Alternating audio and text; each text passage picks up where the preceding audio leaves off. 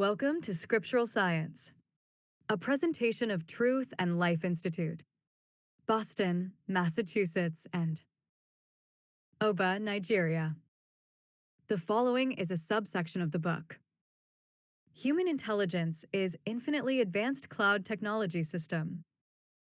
Written and published by Ifeanyi Chukwujima, scriptural scientist and a servant of God.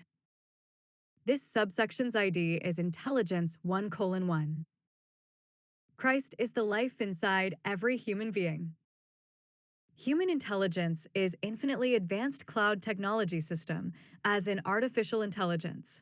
God created the human intelligence cloud system and remained the host of it, the hardware and software of it, the entire cloud technology of it, the technical specialist of it, and everything else which the intelligence system requires to operate smoothly, efficiently, and indefinitely.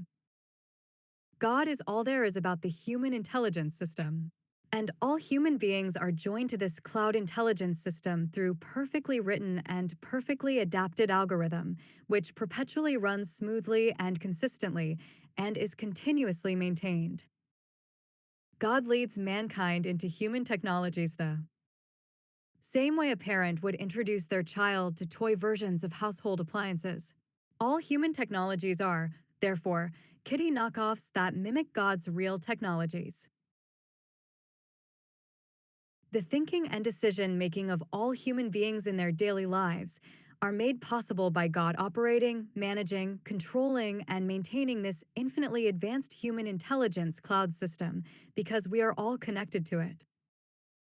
This is why Jesus Christ proclaimed in the Gospels, "Don't you believe that I am in the Father and that the Father is in me?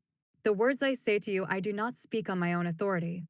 Rather, it is the Father living in me who is doing his work. 11 believe Muhan I say that I am in the Father and the Father is in me, or at least believe on the evidence of the works themselves." John 14 verses 10 to 11. That is also why Jesus said, "My Father is always at his work to this very day, and I too am working." John 5 verse 17. Whether you've wondered about this revelation before or are hearing it for the first time, the evidence of it is everywhere you turn. The evidence is in you and in all other people around you. If you have a hard time believing the revelation itself, believe, at least, the evidence, and in due time and proper faith, God will bring you into a full understanding of the mystery. It is God who works all human intelligence in real time through grace, in whom all human beings and all things are created. Colossians 1 verse 16. Jesus declared, "I am the vine, you are the branches. If you remain in me and I in you, you will bear much fruit. Apart from you can do nothing." John 15 verse 5. The Bible echoes the same revelation in a number of different passages, including the following. "For it is God who works in you to will and to act in order to fulfill his good purpose." Philippians 2 verse 13. "For in him we live and move and have our being." As some of your own poets have said, we are his offspring. Acts 17 verse 28. God continually works all human intelligence, all spiritual intelligence, and all life on the earth and in the universe through his cloud intelligence system. God works all life and all intelligence via his grace, who travels through all creations at the speed of God. And Jesus Christ, the Son of God, who is grace, is also continually working, as he said in the preceding passage, because he is one with God the Father. John 10 verse 30. Both the Spirit of the Father and the Father's only begotten Son are in the Father, and were both sent from the Father to the world. But while the Spirit, who is grace, remains grace as he continues to this day to accomplish the will of the Father, the Father's only begotten Son, who is grace, took flesh and became a human being, so that he could be like the humans he was sent to redeem from sin. Everything around us constitutes a learning aid for human understanding of God's lessons that are recorded in the Bible, from the natural, the symbiotic relationships among plants and animals, the sexual and asexual reproduction methods, marriage and all other human relationships, order and disorder in nature, cosmic arrangements and cosmic events, human socioeconomic, judicial, political, and religious systems, to the artificial, human engineering, and artificial intelligence. But instead of using them as learning aids, we became engrossed in them as human conquests, and in so doing, missed all the lessons which God had intended to lead all mankind to a glorious life with Him and His Christ. If you are in doubt that all human beings are connected, in real time, to this infinitely advanced human intelligence cloud system, the same way Jesus Christ said He is connected to the system in John 14, verse 10, the following passage will dismantle your doubt. Before long, the world will not see me anymore, but you will see me. Because I live, you also will live. 20 On that day, you will realize that I am in my Father, and you are in me, and I am in you. John 14, verses 19 to 20. 21 Whoever has my commands and keeps them is the one who loves me. The one who loves me will be loved by my Father, and I too will love them and show myself to them. John 14, verse 21. Having the same understanding which Jesus Christ shared with the world in John 14, verse 10, Job said the same thing to his friends as follows: Who has helped you utter these words? And whose spirit spoke from your mouth? Job 26, verse 4. Over the centuries, different groups of Christians had tampered with the words of the Bible to soften the edge of glaring truths like this one, that God controls all human intelligence in real time. Most of that effort was geared towards making the Word of God conform to the claims of human science and philosophy. They doctored what was handed down to them through the inspiration of the Spirit of God to fall in line with product of the human mind, instead of standing by the Word of God as spoken by the various messengers of God, and have human science build off of the Word of God. Not only do all human beings think in God, all human beings also act in God. That is why the Bible proclaims as follows: From one man he made all the nations, that they should inhabit the whole earth, and he marked out their appointed times in history and the boundaries of their lands. 27 God did this so that they would seek him and perhaps reach out for him and find him, though he is not far from any one of us. 28 For in him we live and move and have our being. As some Ophiron poets have said, we are his offspring. Acts 17 verses 26 to 28. That is also why Jesus Christ proclaimed in the Gospels, No one can come to me unless the Father, who sent me, draws them. John 6 verse 44.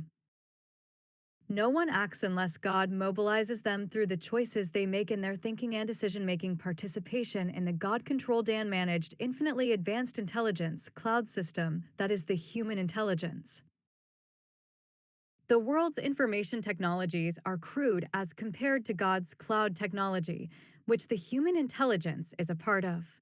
Yet, the world's artificial intelligence system's current level of sophistication represents a very advanced stage in the end-time prophecies of the Bible.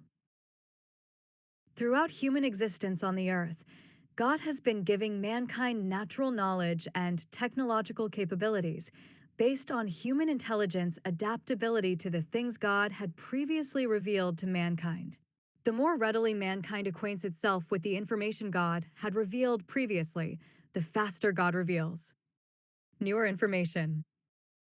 The world went from the knowledge of mystical powers beyond human powers to the knowledge of astrology. From there, the world went to philosophy, then astronomy, science, and finally, information technology. And information technology is fast revolutionizing all previous knowledge because it is about intelligence, the hub of all knowledge. Thus, mankind has arrived at the end of these intelligence-appropriated revelations, which God had designed to use in guiding mankind back to His grace. There is no downtime on the human intelligence network because God designed it, made it, commissioned it, operates it, maintains it, controls it, and renews it without breaking a sweat. God did not just create the human beings, place them on the earth, and went into hiding, leaving mankind to run the world any way mankind wanted. God maintains complete control of the workings of all human persons within the human body and outside the body.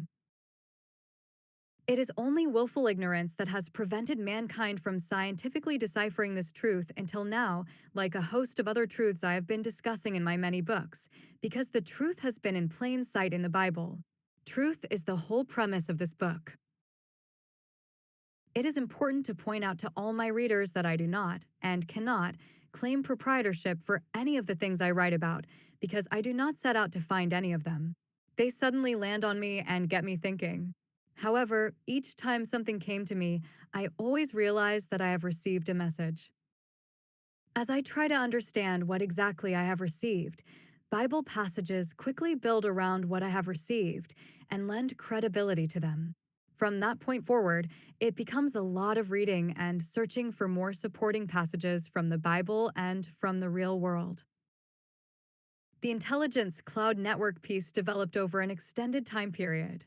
I never gave any serious thoughts to it over that period. But sitting in front of my computer and working on the book, what is the truth? My youngest son came between me and the TV that was right next to my workstation. I was still listening to the TV as I half listened to him ask me a question. Not ready to miss what they were saying on the TV entirely, I moved from one side of him to the other and back again to see the TV while he was asking his question. Still feeling obstructed, I moved away from him, putting more distance between the two of us. He was blocking my sight and not my hearing, yet I was moving around to remain partly connected to what they were saying on the TV, even though the people on the TV were only sitting and talking and were not making particularly animated gestures. I started to wonder why I was doing that, and immediately it flashed in my head, as in a vivid vision. My comprehension of the things I hear is coming from somewhere other than my brain.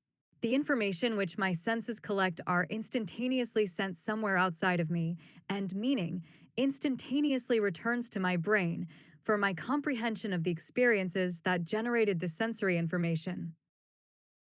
We comprehend at the same time we hear things, see things, smell things, feel things, or taste things because of the speed of the transfers between our brains and God's cloud intelligence system, the speed of God. Otherwise, we cannot make sense out of what our senses pick up. If we hear and not comprehend, we become uncomfortable because we are primed to always comprehend. Hearing without comprehending quickly turns into exasperation. This is why thinkers and researchers seek to dismantle sensory disturbances as they work. By my son standing between me and what I was listening to, I was getting the feeling that something was interfering with my waves, and so I twisted and turned to overcome the interference. It was my sight that my son was blocking, and not my hearing, but because I was sitting low in a seat and he standing, towering over my head with his larger stature. He was indeed jamming the impulses that were coming to my brain as I half listened to him and the TV. Partial impairment does heighten our senses. It narrows our field of focus and brings up some normally obscure details, which we would have missed otherwise. As soon as things cleared up in my mind as to why my son standing between me and the TV was irritating me, I called my son back and explained to him what I had just uncovered.